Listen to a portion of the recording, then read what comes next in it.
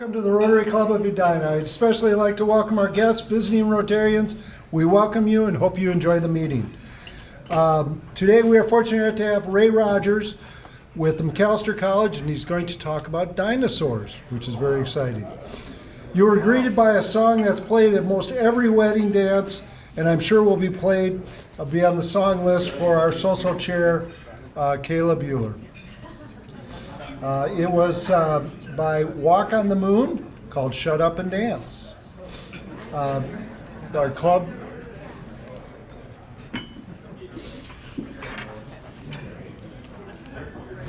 front desk and guest intros will be doing the chords. Meeting guest hosts, that was all of you. We have lots of good visiting guests today.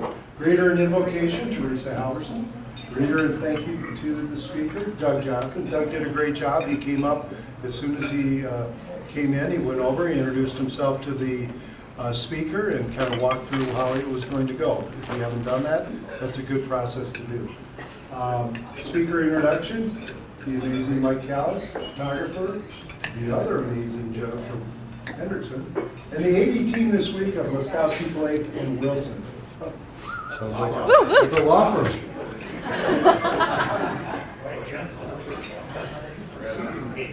Member Spotlight next week. When is our meeting next week? It is Tuesday morning with the morning club. It's a combined meeting. So we will not have a meeting on Thursday. It'll be at 7:15 right here. I'm not sure if they'll do the breakfast buffet, but they will have, or it will be served. Hopefully it's a breakfast buffet. I don't know. What's wrong with your copy? About 7:15. Member Spotlight, Elon, Hannah, Kornick, welcome Raymond Ruben J. 10 pounds, 22 inches. Iowa Hawkeye fan. I'm sure they watched the basketball. Thank you. Thank you. Erica Ellenberg, she had the great privilege of meeting Gabby Gifford at the Gifford Foundation a few nights ago, and her friend was very jealous that she got a hug. And it was she told me it was a very interesting talk on gun control. So that was kind of cool. And then the Sander O was at the Masters in the National Drive, Chip, and Putt. And you can see Jeff there with the serious Norwegian attitude there, but he had he did a great job. He ended up placing ninth, and just watching some of the texts from Jeff, said it was absolutely amazing experience for the whole family, and they ended up getting tickets for the Monday practice round, which I'm sure was very cool. Looks like they got the good weather. Please stand for our invocation from Teresa Halverson.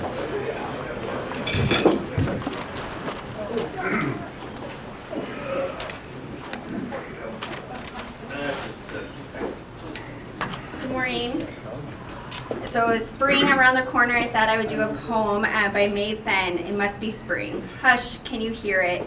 The rustling in the grass, bringing you the welcome news that winter's day is past. Soft, can you feel it? The warm caressing breeze, telling you the sticky buds are bursting on the trees. Look, can you see them? The primrose in the lane. Now you must believe it. Spring is here again. Snowman. Now we can do our Pledge of Allegiance. I pledge allegiance to the flag of the United States of America and to the republic for which it stands, one nation under God, indivisible, with liberty and justice for all. Before we test. Is it the truth? Is it fair to all concerned? Will it build goodwill and better friendships? Will it be beneficial to all concerned?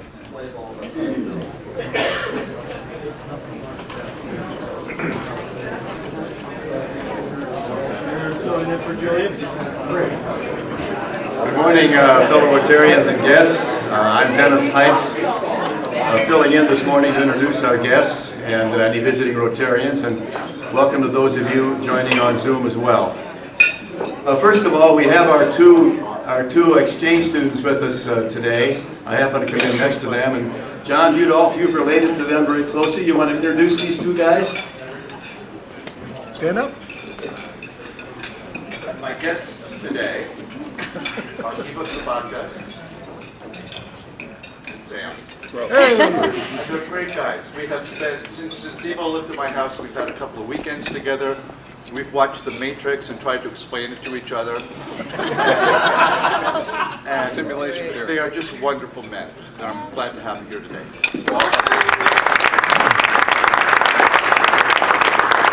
See, and I understand we have a returning previous exchange student. And Terry, were you relating to her earlier? You want to introduce her for us?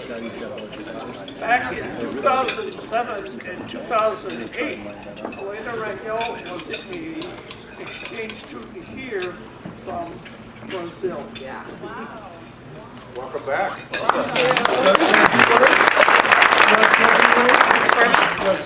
Yeah. First of all, sorry, but I'm not used to talk to a lot of people. I'm too shy for that. But I can tell you that it was the best time of my life. By that time, I was 17 when I got here. Yes. I was hosted by Edina Rotary Club and the Morningside as well. So Mark Shockey was one of my host parents. Yeah, and this is Pat. She was my second host parent as well. So I'm here right now after 11 years since I don't see you. Yeah, so I'm really glad to be here again, but I don't miss the cold. Yes. I just left Brazil on Sunday and it was 32 degrees Celsius, so yes. And right now it's really cold for me. But thank you. Thanks a lot for Well, thank you, Pat, and welcome back. You mentioned your second host family. That would be perhaps Helena Ramsell. Do I have that name right? Randall, yeah. Drexel? Well, welcome. That's wonderful. Gitu, you have a guest this morning. If you want to introduce your guest for us. Yeah, hi everyone. This is Carrie. I met her recently at a networking event. Carrie runs Promise Care. It's an organization that provides at-home care to seniors and people who need care. And I told Carrie about Edina Rotary Club, and she wanted to come and see. Welcome.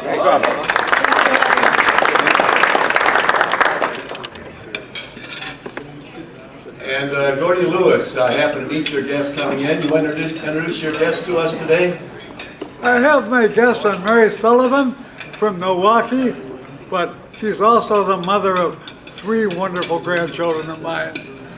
Nice to be here. She's your favorite.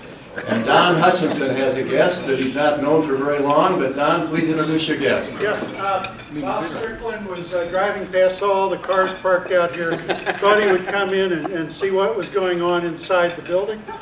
So he's checking out our club. He's actually lived in Edina for a long time. He's got a long backstory. Be nice to him. Gordy in particular, would you behave today? All right, Bob Strickland. Thank you. All right, thank you, Bob. Welcome. Sylvester has a guest. If you want to introduce your guest to us. A new friend of mine, Iba Telahun, financial advisor with Radiant Securities. I met him through a relationship with Bell from the Minnesota Black Business Chamber. And I said, hey, why don't you come visit one of the best Rotaries in the country? So he decided to join me. Welcome. Shelley Loberg, you have a guest with you today. You would like to meet your guest. Oh! It's always good when I get told these things. My guest today is Miss Allison from the Community Foundation. I believe this is her 4th visit. Yes. Application is likely in. You do live here locally, correct? I live across the street. Lives on Sunnyside. Yes. So, yeah, we're happy to have her. Happy to have her as a colleague. Thank you. Good to see you. Welcome, thank you, Shelley. Finally, David Ossie has a guest. David? Javier's here again, Javier Alvarez. Hi. Second meeting, checking out the club, and yeah, good guy. Welcome. I don't believe we have any visiting Rotarians, but we may be wrong. Any Rotarians visiting from other clubs? Any other guests that we might have left out? Well, welcome to all our guests today. Have a good Rotary meeting. Thank you, Dennis. I'm an alumni, Sunnyside Road, 4807. Oh, yes. If we could have the foundation folks come up.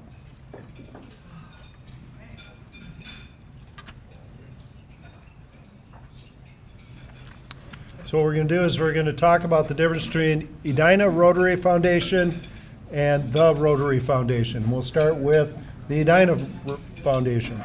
So if you guys want to...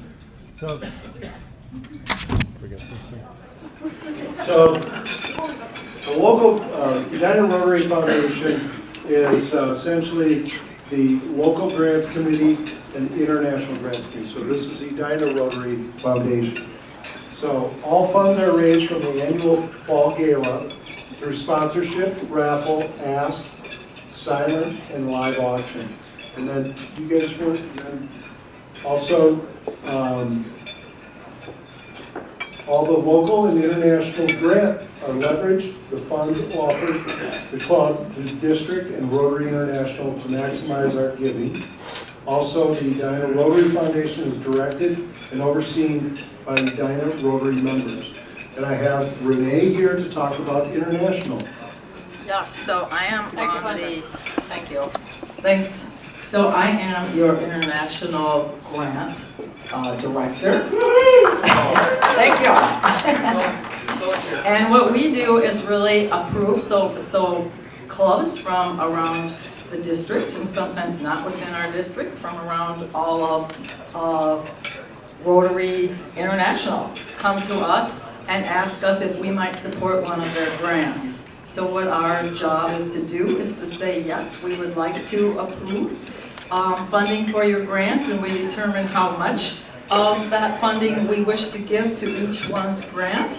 And it's really pretty basically simple. So our funding does come, just like Joe said, from the funds that we raise from the gala.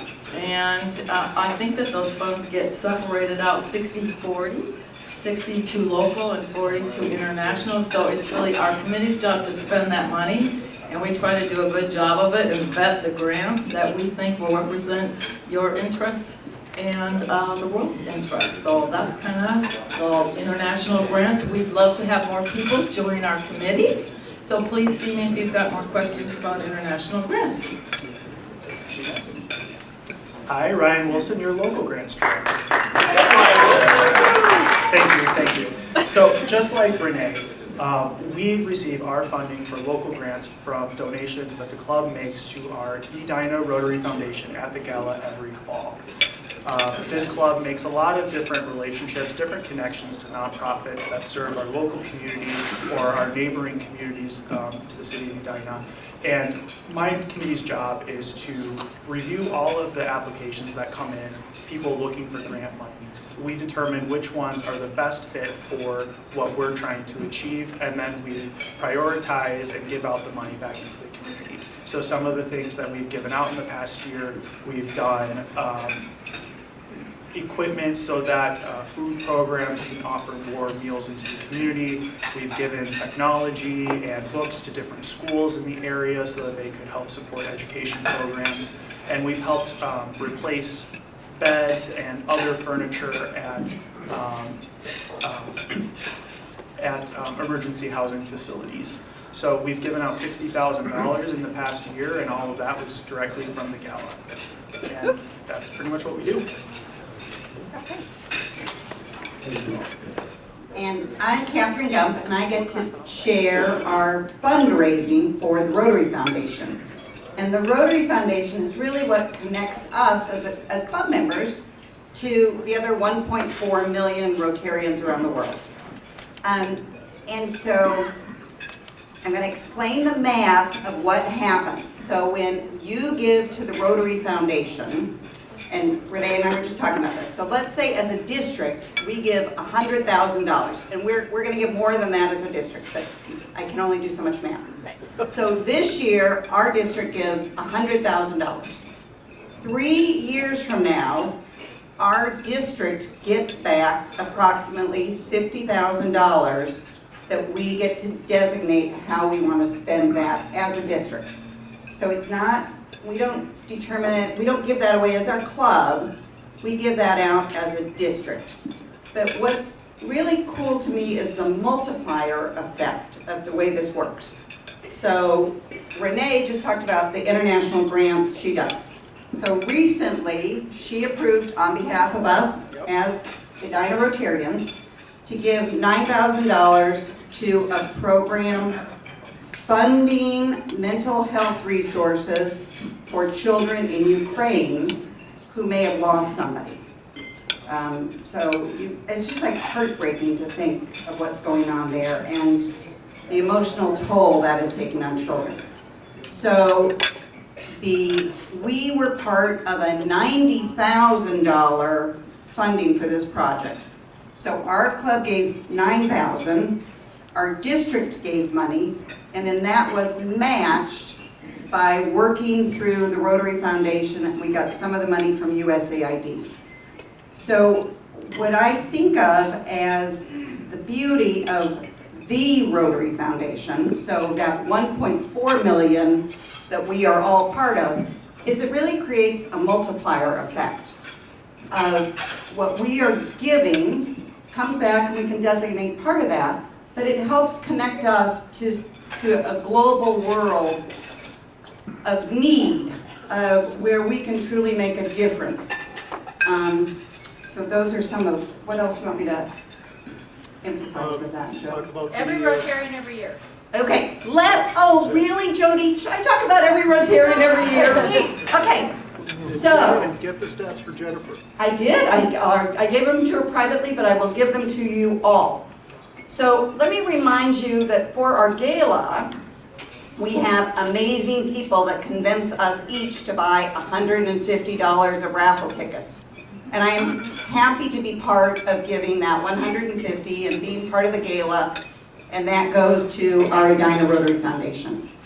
So to be part of the Rotary Foundation and to be part of every Rotarian every year, and we're not that. We need to each give $25 or more.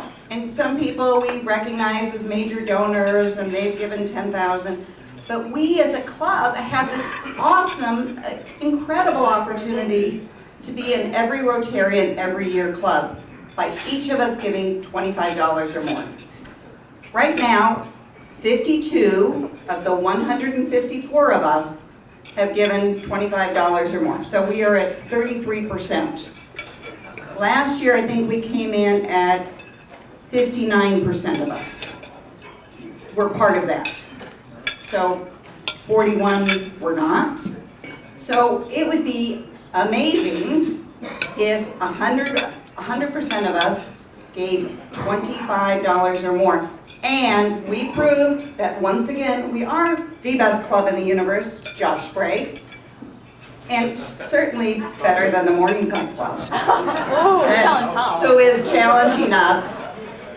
Tom and I have both already given, so I have no control over him not giving because he's already done it. But Jennifer, you had a question? How do I give?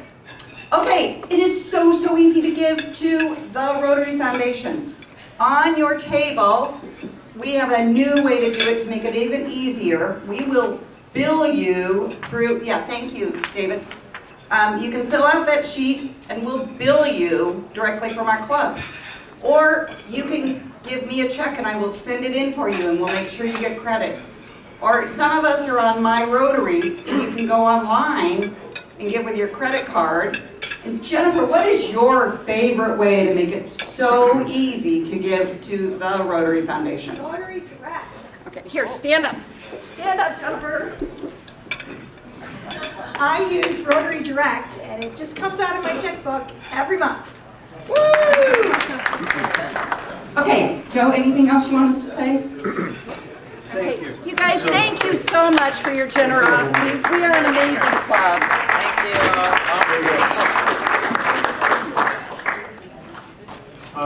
Let's see.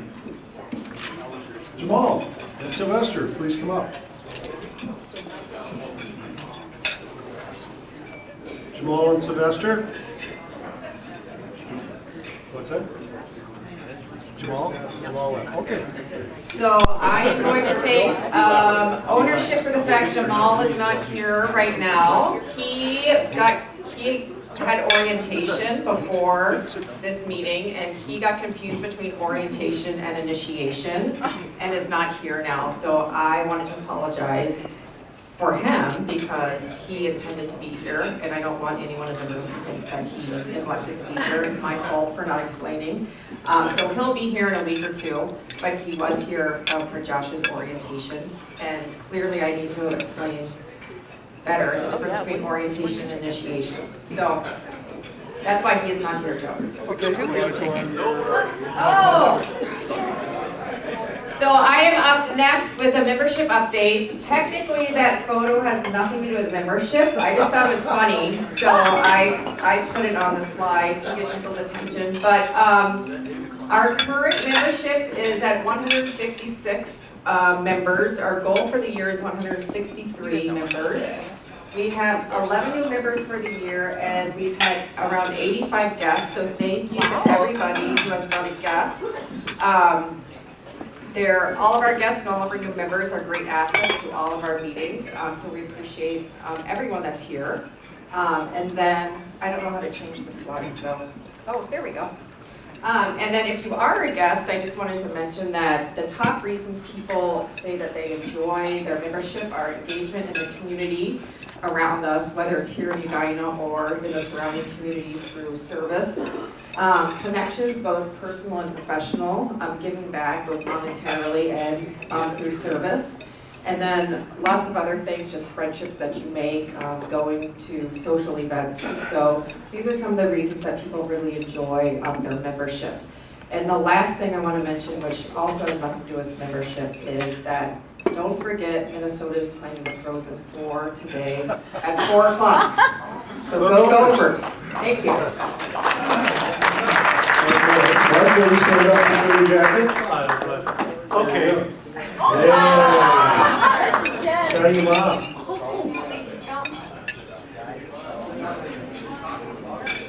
Mike Callis was kind enough to bring back Raymond as a speaker. Mike is a major donor, longtime member. He is a proud father of 3 and an even prouder grandfather of 7. His grandparent name is Gramby. His wife is Grammy. So, Mike Ellis.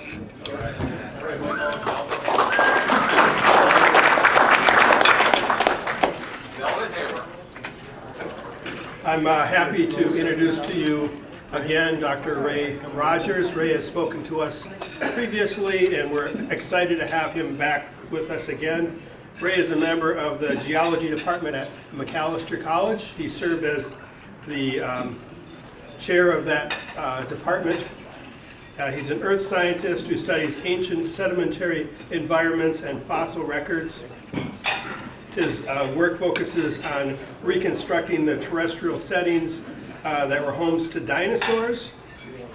His previous accomplishments of note include discovering an amazing fossil mammal and bird in Madagascar, radiometric aging of the oldest dinosaurs, and discovering evidence of cannibalism among dinosaurs. His talk today is going to focus on Minnesota geology, and is entitled Dinosaurs Love Minnesota, but Minnesota Geology Did Not Love Dinosaurs. Ray earned his undergraduate degree in geology from the Northern Arizona University. He has a master's degree in geology from the University of Montana, and his PhD in geology from the University of Chicago.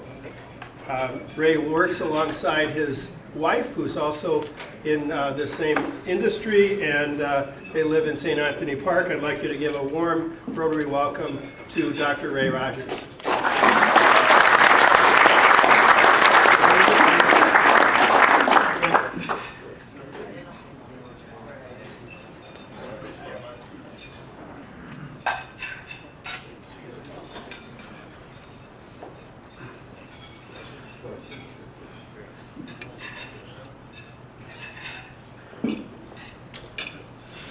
Well, it's fun to be back, and I can do this without slides if I need to. So don't worry.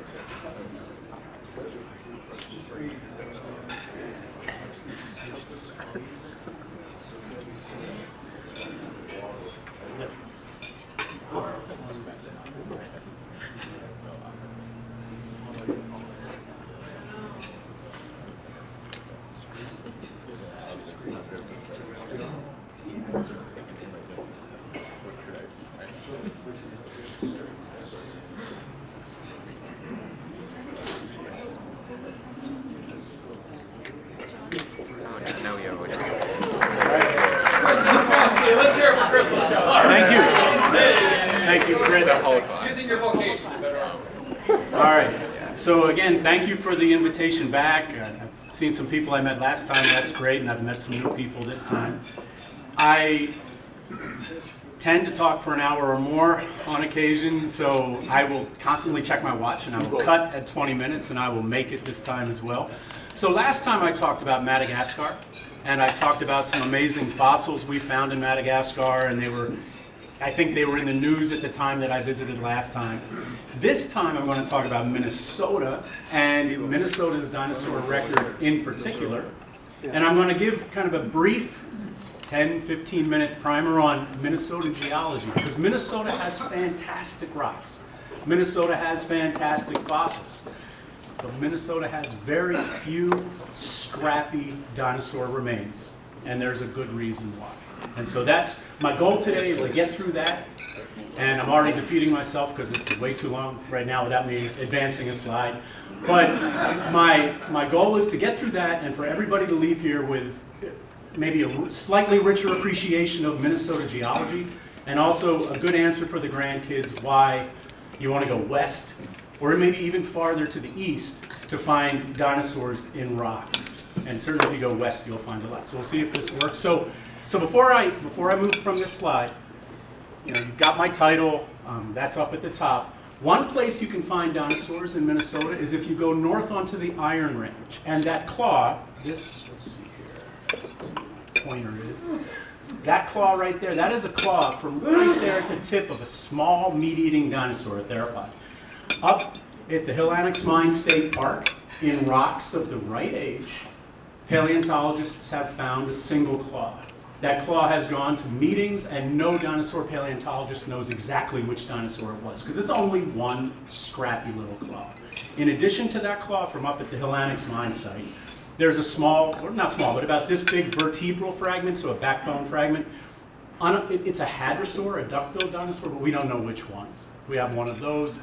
And there's another small tooth fragment, probably a hadrosaur, but that's about it. 3 bones, or some teeth and bones from Minnesota. I work in Montana, Madagascar, Minnesota. 3M, go figure.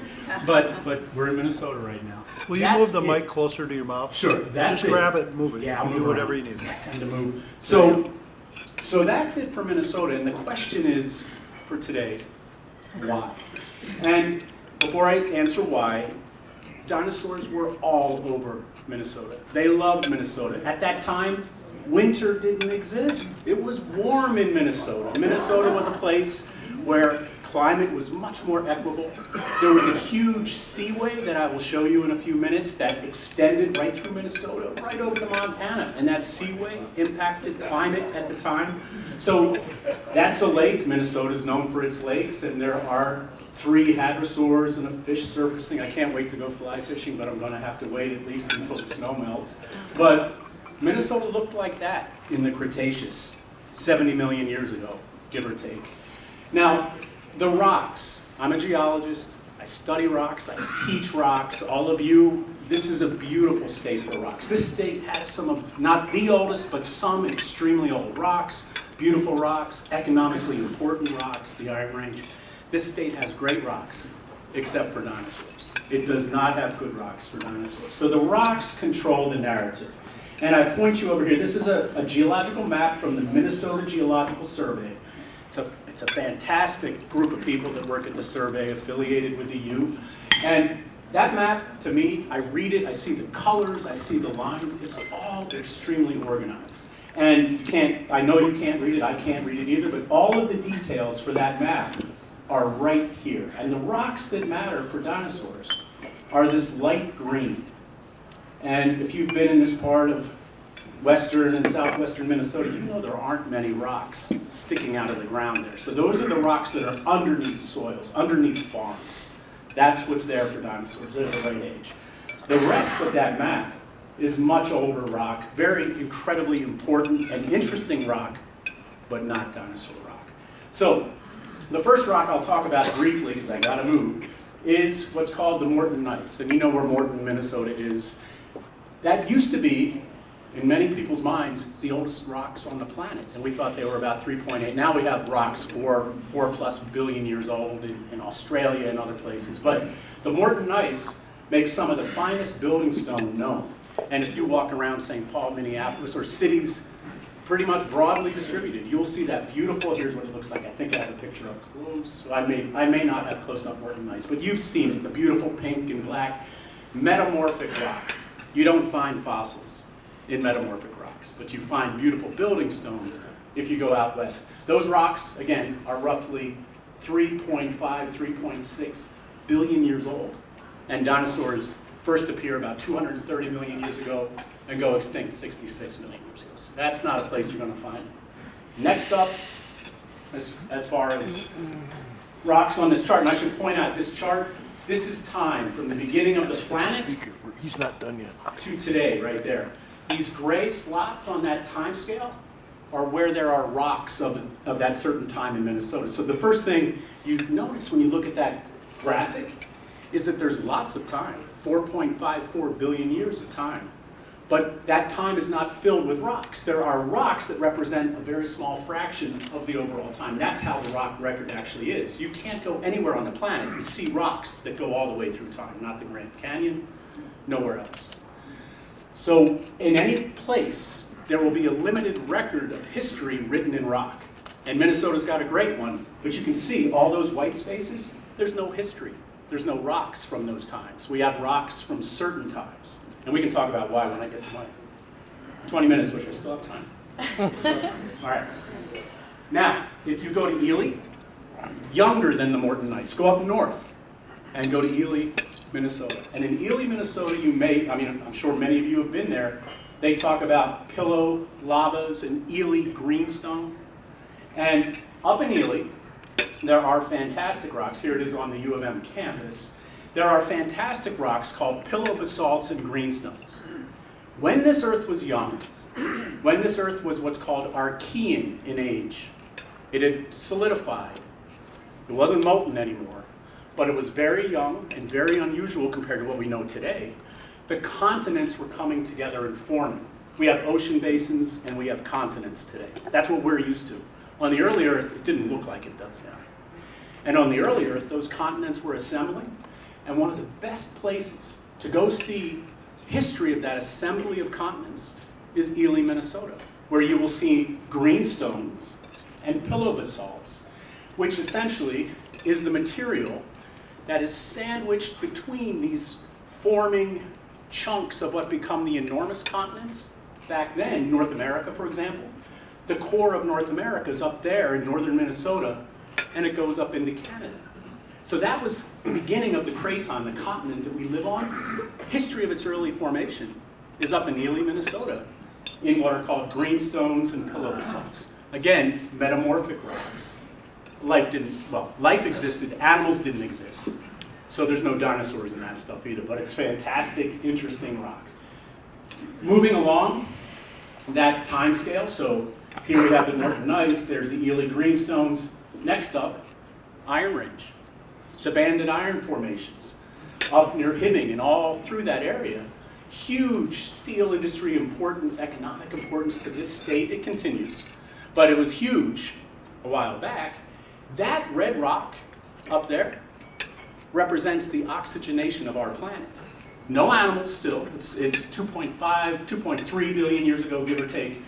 But at that time, about 2.2, 2.3 billion years ago, single-celled organisms began to photosynthesize and produce oxygen, and the oceans began to oxidize. And all those red rocks that are mined for their iron content are the record of that oxygenation of this planet.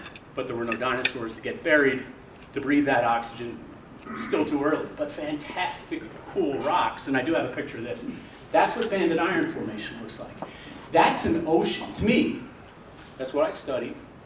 That's an ocean going from oxidizing to reducing, back and forth, as the atmosphere and ocean begin to experience all this building oxygen concentration on this planet. So when you go up north and you go to these iron mines, we take field trips up there. Our new colleague, I mentioned it at my table, but she's from Georgia, went to school in Hawaii. She's brand new here at Macalester, and she just went north this morning to Duluth area to look at some of these rocks. So it's her first introduction to a beautiful Minnesota spring. So, but then I hope she stays. She's fantastic. She'd be a great speaker. She studies exoplanets and volcanoes, but she may leave Minnesota tomorrow. I don't know. But that's what's called banded iron formation, that red and black striped rock. That's a Minnesota rock. It's in Michigan too, who cares? But it's in Minnesota. There's a lot of it in Minnesota. And that, to me, is the oxygenation of this planet. That's the beginning of oxygen building up in the atmosphere, which changed the history of life, which caused a huge mass extinction for things that don't need or want oxygen, but for things that become animals and grow bigger and do more energetic things, you need oxygen. And that's the history of oxygen written in rocks, but there's no dinosaurs there either.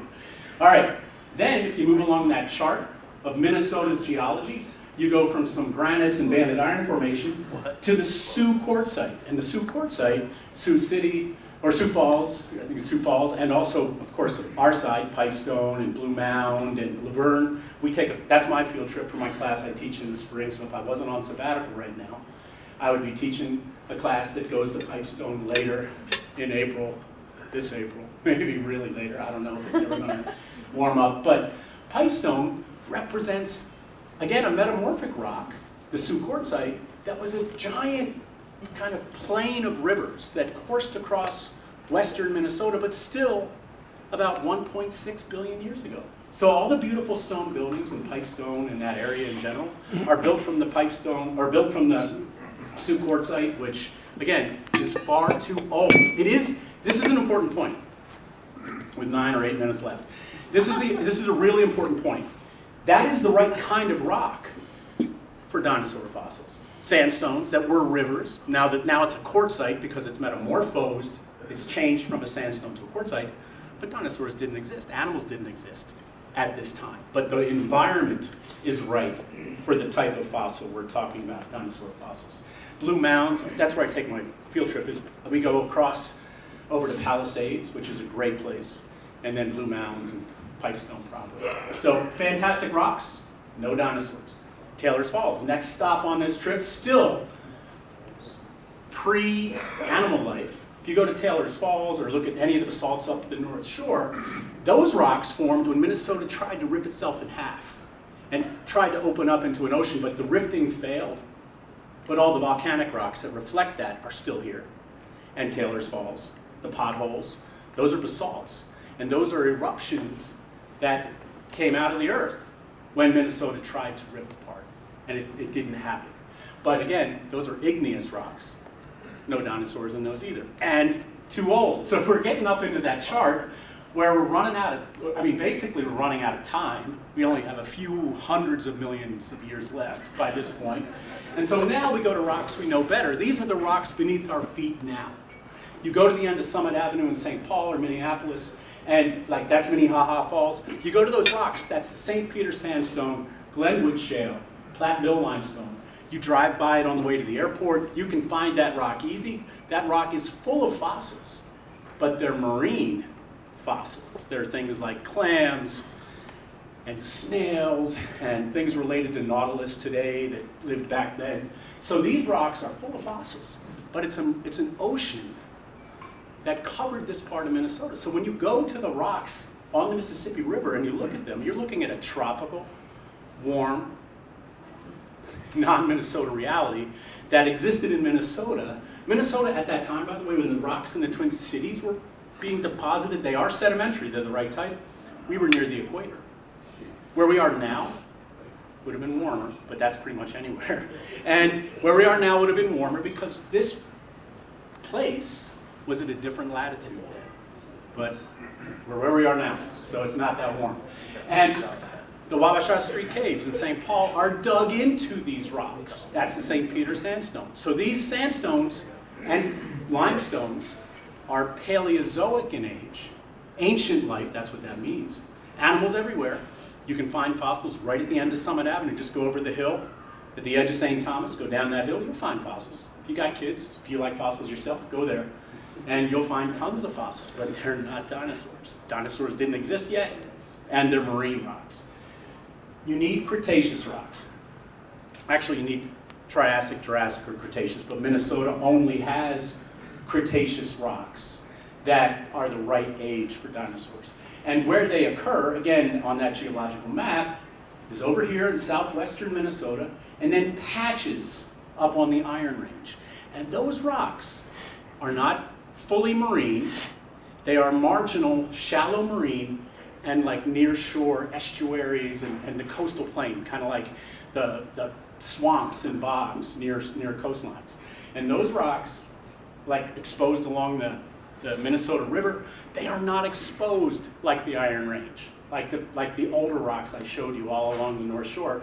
The Cretaceous rocks in Minnesota are soft, they form soils, and people grow things on those soils. And so the Minnesota rocks they're there, but they're under surface material, so they're hard to get to. And so the reason they're there is partially because of this, and I love this. A lot of people don't recognize this, and this seaway actually went out through the St. Lawrence out this way too. North America was split into 3 chunks during the Mesozoic, especially during the late Cretaceous, the later part of the Mesozoic. And a giant seaway called the Western Interior Seaway flooded. Here's Minnesota right here. We're sitting and having lunch under that star right there. That's where we would have been when the dinosaurs were in Minnesota. But I'll say it quickly because I'm a few minutes left.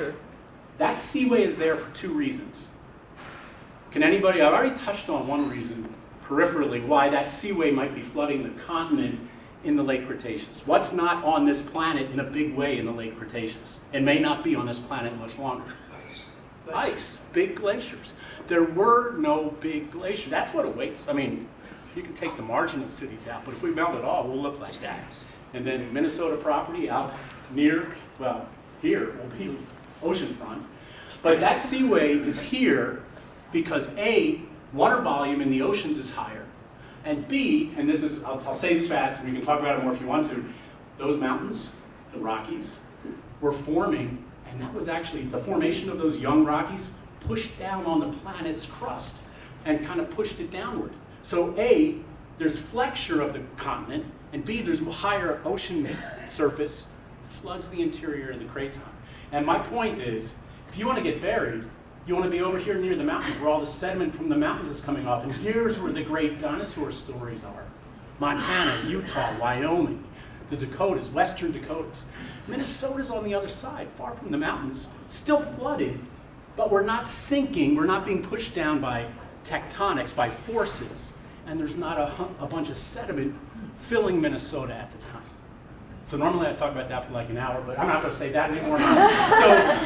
So there's Minnesota 80 million years ago. There were dinosaurs. We have very few rocks that relate to that. The conditions for preserving those fossils were not good here, like they were good in Montana, like they were good in Utah and Wyoming and places like that. Here, sediment was eroding away. Out there, sediment was filling a basin. Here we were on the edge of that basin, far from where it was filling. And then that's the end of my talk, so officially I made it with a minute and a half left, but I have pictures of Argentina, which is, it was 100 degrees there when I was just in Argentina. Like, you have time, Ray. I'll do it then. So I was in Argentina we came back about 2 or 3 weeks ago. It was 100 degrees. And then I came back home. So, all right. So Argentina, 230 million years ago. So we're looking west. This is up here. We were in San Juan province in Argentina, working with colleagues that I met when I was in grad school. This is where the first dinosaurs on the planet come from, although there's equally old dinosaurs from Brazil as well. But this is where when I was a grad student, I got to go date the earliest dinosaurs and work on the earliest dinosaurs in the rocks. So just beautiful, beautiful rock, and those are the Andes in the distance back there. And Christy and I went, and we worked in the museum in San Juan, where she's working on what's called bone histology, where you look inside bones and try to determine how animals grew. She's looking at the earliest dinosaurs to try to figure that out, and she'd be happy to come talk to you guys too. I'm always happy to come back, because I feel like I never finish, because I could keep going. And so I'll keep coming back, you know, and it'll be easier when I'm not on sabbatical to track me down. So this is where we were. These are just, it is some of the most beautiful. How many of you have been to Argentina? It's a spectacular place to eat a steak, drink wine, and look at rocks, and find dinosaurs. and drink mate. And so, you know, for a place to go on vacation and see some great rocks and see some great dinosaurs, I think Argentina can't be beat. So this is just one of the localities we went to, and that hailstorm came in off the Andes and chased us away. But you split these rocks open, and you can tell what those are without any classes in botany. Those are beautiful Triassic plants that these early dinosaurs would have been eating if they were herbivores. And then this is my second to last picture. The other thing I got to do, which was wonderful, is go back to where I went when I was a grad student in 1991, when it was my first big international trip. I'd gone to Europe after I graduated undergrad, but then I went here to do research. That's Ishihualasto in northwestern San Juan and La Rioja provinces. And this is the basin where the oldest dinosaurs, like Eoraptor herrerasaurus, things like that, come from.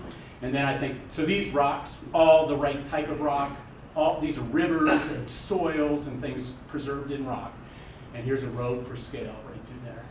Just amazing fossil record. And then this is some of the material. That's a bone bed. So this is the stuff I work on. This is the stuff I talk hours about. But these are bones of dinosaurs just jumbled together. And my job, my career, has been to like figure out why. So I get to write papers about why that happens, which is what I like to do. Here's a little close-up of that stuff. Just dead, disarticulated dinosaurs just jumbled together, which is pretty cool. We get that in Madagascar, too. So you want to talk about Madagascar, because I think you're going near where we work. And the Rotary out of Long Island has helped some of the projects we've done there, too. So I could connect you to people if you want. And then last but not, this is my last slide, I'm done. I'm in a minute over, but this is just, I have a new drone that I like taking to the field and looking at rocks from different perspectives. Just guanacos everywhere, and I saw some foxes and rheas and stuff. It was a great trip. So now I have to wait. I mentioned to my table, Christy and I found a meeting for the stuff I do in Croatia in June. So I've never been there. So I'll go talk about rocks there too. You can take questions. So, and they only give me 12 minutes. You can take questions. I'm happy for questions if you can. I'm originally from western South Dakota, so Yep, I'm you know. familiar with the geology, especially with the Badlands. Yep. With the different layers of, colors, sediment and stuff. Have you, in your travels or in your studies, is there any other place like the Badlands anywhere else in the world? With Absolutely. So the Badlands, how many of you have been to the Badlands in South Dakota? They're spectacular. I would take field trips from Macalester when I was a new faculty member, and crazy. We would drive all the way there in one day. Well, now we do shorter trips often. The reason you see the Badlands in all those colors is because you are looking at ancient soil horizons. If you went studied soils, if you took any soils classes in college or high school or anything, you know that soils have horizons. Those horizons are different colors. When those horizons are in rocks, they look like the Badlands if it was kind of warm and dry. Reds and oranges and tans. It's called color banding, and those are ancient soils, and that's why we find rhinos and bear dogs, like bone-crushing dogs and things. It's a terrestrial fauna in those ancient soils. And so those pictures of Argentina, those rocks are color banded too. And so absolutely. And sometimes the rocks are more humid in their ancient history and they don't show the colors quite as well, but that banding is soils. And so you don't see that in marine rocks. So when you're flying down the highway at 75 through the Dakotas and you look out the window, if it's colored, it's terrestrial. If it's kind of gray and brown, it might be marine. Yeah. I'm wondering if there's a short answer to the question about, you said you write articles or books about why there's a collection of bones. Is that some animals that had a... So if you look up bone beds, genesis, analysis and paleobiological significance, that is a book I wrote about these bone beds with a couple other colleagues. So there's a lot of reasons. But it could be catastrophic, like an event, like buried by, a volcanic ash fall. And has anybody here been to the ashfall beds in Nebraska. There's a rhino herd about 10 million years ago that got buried in volcanic ash in Nebraska. One of the best reasons to go there. It's not Minnesota. So the answer could be resources, where animals come to a resource, and then like drought, where they die around a water hole. The answer could be a catastrophe. The answer could be they're all washed down a river and deposited in the same place. But the important point is you connect it to the modern. You look at today, you go to Africa, you go to Australia, the American West, and see how and where animals die. And then you use those same principles to make sense of it in the rock record. And so that's a lot of my career has been like reading things like that from Africa and stuff and trying to make sense of it. So. We'll take one more. Yes. I heard on the radio that some scientists are trying to somehow artificially revive mammoth for meat. How likely is it that we might be successful in the future to revive some of these dinosaurs? Well, I think dinosaurs are a longer stretch because again they're trying to work with fragments of DNA and then work with living elephants and try to see if they can somehow, I don't know what I'm a geologist, not about, but maybe hybridize some kind of animal that's close to a mammoth or mastodon. But with a dinosaur, the rocks are so much older to start with. Like, you know, you're looking at thousands, maybe tens of thousands of years in ice, where you might be able to have some remnant genetic information that you could then work with. With dinosaurs, we've learned a lot. A lot is preserved. Like, we do get some soft tissues from dinosaurs, but remnant DNA that actually would do what you're describing would be, I think, much more difficult to isolate and use. But I mean, they are certainly working at it. I've read those stories too. It's possible. It's possible. Thank you.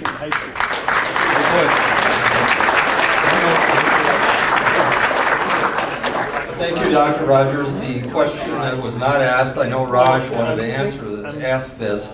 Raj, this will all be on the test, just so you know. I have a test. And Steve Slice' term paper is due tomorrow morning at 8 o'clock. Dr. Rogers, just so you know. I just want to make sure that you're aware of all of that.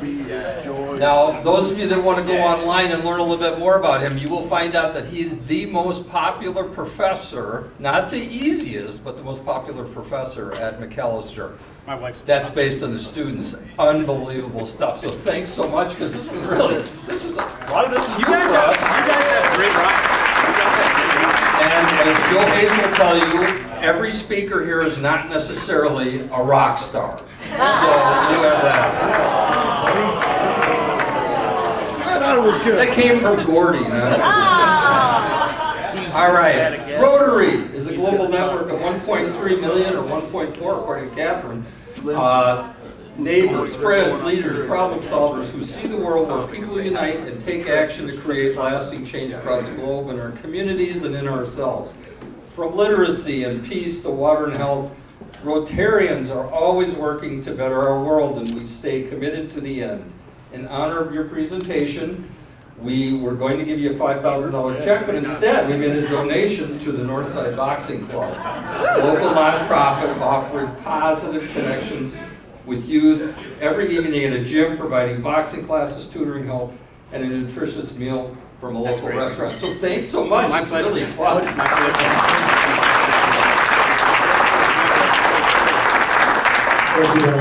That's for you. Thanks.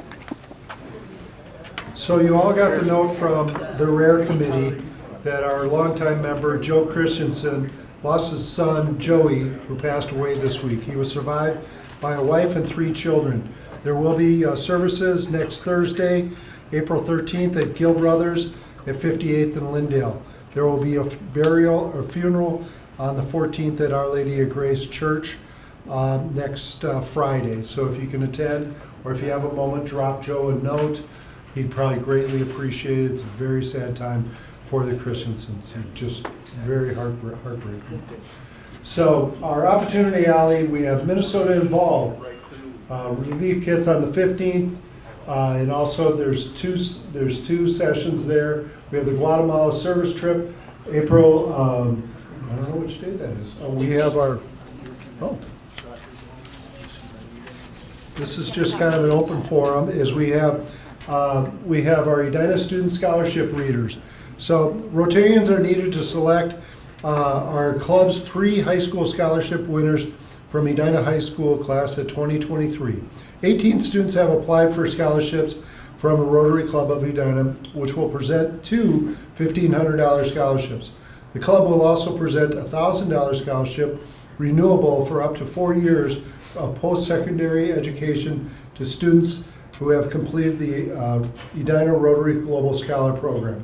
Rotarians who volunteer for the subcommittee, part of Youth Services, will be forwarded an application and must be able to meet online 2 to 3 p.m. Friday, April 21st. To volunteer, please contact past president, major donor, and spectacular Rotarian, Jennifer Benarott. So please do that.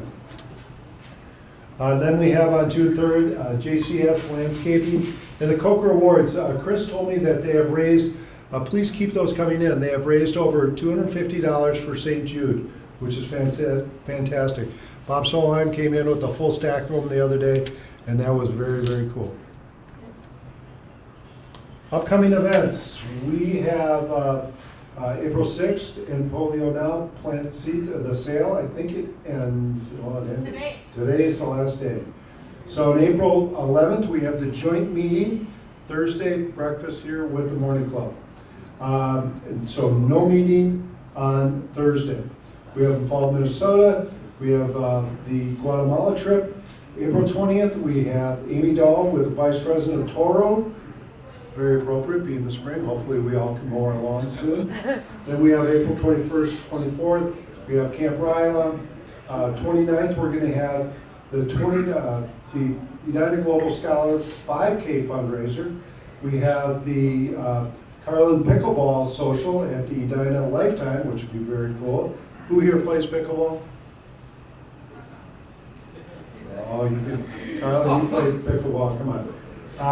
Then June 1st, we have our annual picnic, which is going to be at Bryan Lake Park, and it's going to be some great barbecue. And then on June 3rd, the landscaping. So I'd like to thank all of the, Ray, thanks for coming to speak. Really appreciate it. Thank you for all you guests coming as potential members. Thank you for coming. Your name escapes me, but thank you for coming back and visiting us. I remember when you were a member. Didn't you have the vest with all the tags? Yes. Do you still have it? Yes. Oh, she had all these badges. It was just wonderful. She came to a lot of meetings. It was fantastic. And then Evo and Sam, thanks for coming again. So go forth with a smile on your face, love in your hearts, you people of action. Continue to do good work in the community and the world. Meeting adjourned.